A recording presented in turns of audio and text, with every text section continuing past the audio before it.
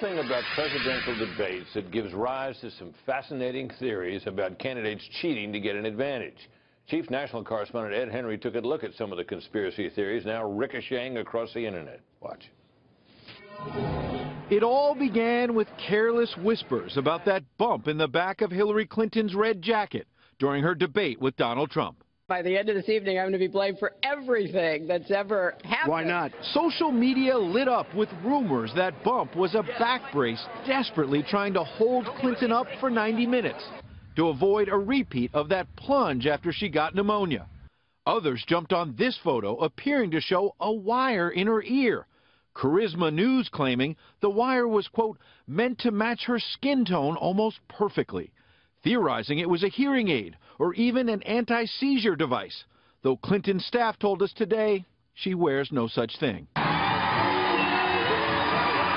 The conservative blog Gateway Pundit suggested it was, quote, an earpiece that Hillary could have used to receive feedback from advisors during the debate.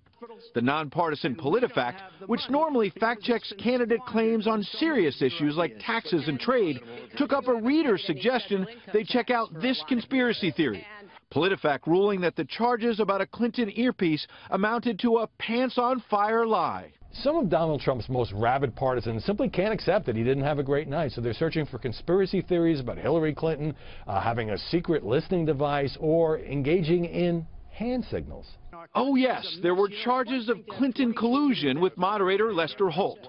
Rather than waving her hand in the usual motion for more time, Clinton rubbed her face. And the blog True Pundit called hours of tape and said she never, ever used that move in previous debates. Clinton critics suggesting she looked more like a baseball manager, signaling something secret like a bunt or a stolen base, as if this was a sign of something crooked between Clinton and Holt.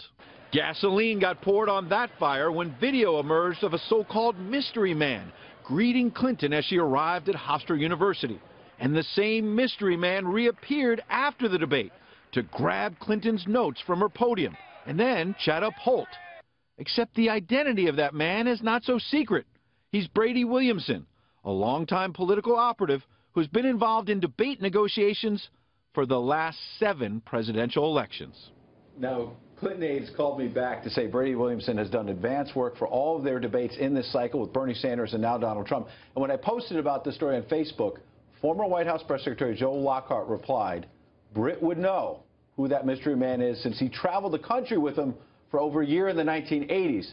Brady Williamson was on the Walter Mondale campaign with Joe Lockhart and a young reporter named Britt Hume. Yeah, not so young. You remember that? I remember it very well. In fact, when I saw these things on the internet about him, I recognized him immediately. And it's not a conspiracy. I'm sorry to say that it took me a while to remember his name, but I finally did. You might have forgotten something. Yeah, I get forgetful at my age. Well, so much for the mystery man, so much for, what was he? He was called Cleaning Man, wasn't he? He was cleaning the... And by the way, he was taking notes out of there. I think some people thought notes were right, taboo. And notes were true? Allowed. Donald Trump could have notes.